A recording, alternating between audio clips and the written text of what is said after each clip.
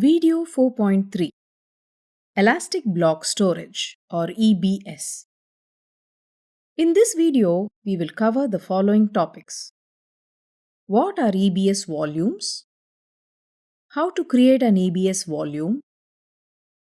How to attach an EBS volume to an EC2 instance? How to detach an EBS volume and attach it to a different instance? How to terminate an EBS volume? Hello, Elastic Block Storage or EBS is a method of providing storage to your EC2 instances which have different benefits to that of the instance store volumes. Similar to instance store volumes, EBS provides block-level storage to your EC2 instances. It also offers persistent and durable data storage, which is a huge plus. As a result, there is way more flexibility when it comes to data storage using EBS. EBS volumes can be attached to your EC2 instances. They are primarily used for rapidly changing data that require specific input-output operations per second or IOPS. As EBS provides persistent level storage to your instances, they are suited for retaining important data. Also, they can be used to store personally identifiable information. EBS volumes are independent of the EC2 instance. That is, EC2 and EBS exist as two different resources. They are network attached to the instance instead of directly attached like instance store volumes. However, a single EBS volume can only be attached to a single EC2 instance. Also, multiple EBS volumes can be attached to a single instance. Due to the persistence of maintaining data, if your instances are intentionally or unintentionally stopped, restarted, or even terminated, the data will remain safe. There are different types of EBS volumes.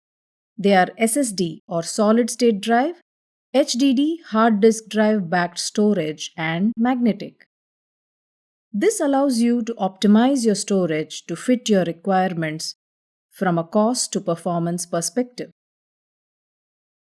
SSD backed storage is better suited for scenarios that work with smaller blocks, such as databases using transactional workloads or boot volumes for your EC2 instances. HDD-backed volumes are designed for better workloads that require a higher rate of throughput in megabits per second, such as processing big data and logging information that is working with larger blocks of data. Magnetic volumes were formerly known as standard volumes. This volume type is suitable for ideal workloads like infrequently accessing data, that is, data backups for recovery, log storage, etc. Its storage capacity of one volume ranges from 10 GB to 1 TB. SSD and HDD volumes can be broken down into the following: General Purpose SSD, known as GP2, Provisioned IOPS, known as IO1, Cold HDD, known as SC1, Throughput Optimized Hdd, known as ST1. General Purpose SSD. It provides single-digit millisecond latency. It can burst up to 3000 IOPS. It has a baseline performance of 3 IOPS up to 10,000 IOPS. A throughput of 128 megabytes per second for volumes up to 170 gigabytes. Provisioned IOPS SSD. They deliver enhanced predictable performance for applications requiring IO-intensive workloads. They have the ability to specify IOPS rate during the creation of a new EBS volume.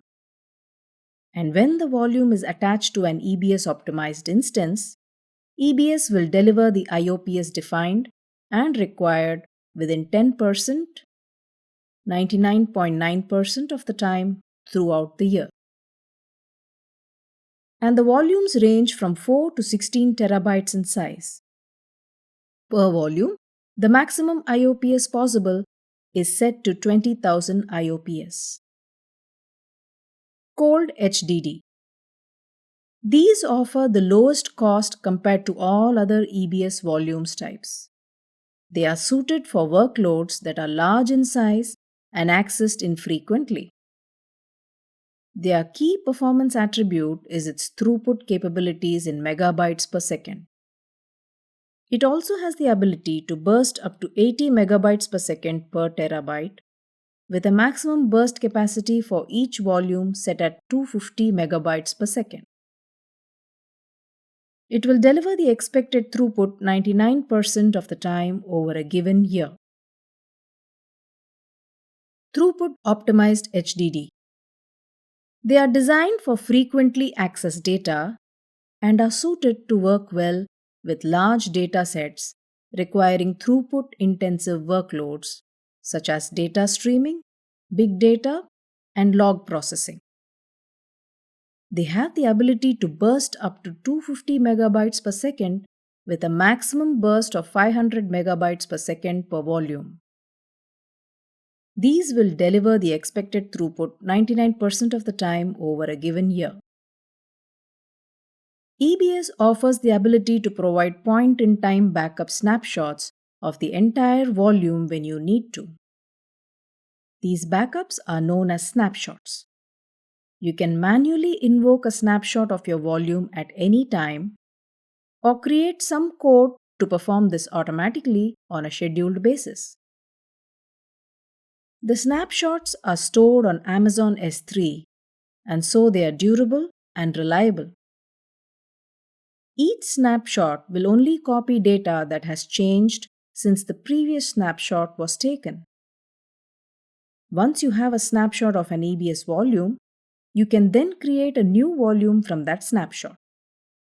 So, if for any reason you lost access to your EBS volume through some form of incident or disaster, you can recreate the data volume from an existing snapshot and then attach that volume to a new EC2 instance. To add additional flexibility and resilience, it is possible to copy a snapshot from one region to another. Every write to an EBS volume is replicated multiple times within the same availability zone of your region to help prevent the complete loss of data. This means that your EBS volume itself is only available in a single availability zone. As a result, should your availability zone fail, you will lose access to your EBS volume. Should this occur, you can simply recreate the volume from your previous snapshot, which is accessible from all availability zones within that region, and attach it to another instance in another availability zone. EBS has the ability to enhance the security data, both at rest and when in transit, through data encryption. This is especially useful when you have sensitive data, including personally identifiable information stored in your EBS volume.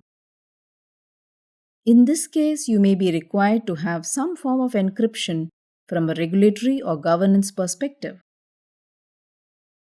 EBS offers a very simple encryption mechanism. You don't have to worry about managing the data keys to perform the encryption process yourself. It's all managed and implemented by EBS. All you are required to do is to select if you want the volume encrypted or not during its creation via a checkbox. The encryption process uses the AES 256 encryption algorithm and provides its encryption process by interacting with another AWS service, the Key Management Service known as KMS. Any snapshot taken from an encrypted volume will also be encrypted, and also any volume created from this encrypted snapshot will also be encrypted. You should also be aware that this encryption option is only available on selected instance types. Let us get hands-on with EBS volumes. Go to EC2 dashboard in AWS Account Management Console and click on Instances. You can see an instance ID ending with 64F running in US East 1E AZ. Now go to Volumes and click on Create Volume. Select volume type, size, AZ, etc. Here, I am not creating a snapshot ID or encrypting the volume. EBS volume should be created in AZ, same as AZ of EC2 instance. So here I selected US-East-1E. Click on Create Volume and you can see the volume created with no attached instances. Select the volume, go to Actions and click on Attach Volume. Now select the running instance in AZ US-East-1E and attach. You can see the volume got attached to the running instance. Go to Instances and create a new instance as said in the previous video.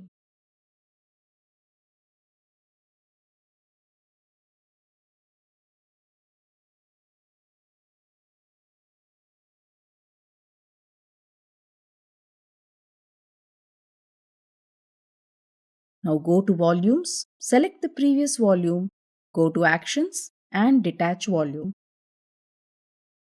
You can see that volume has no attached instance.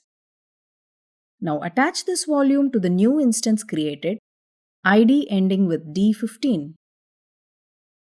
Here we can see the volume attached to the new instance. Now detach this volume from instance.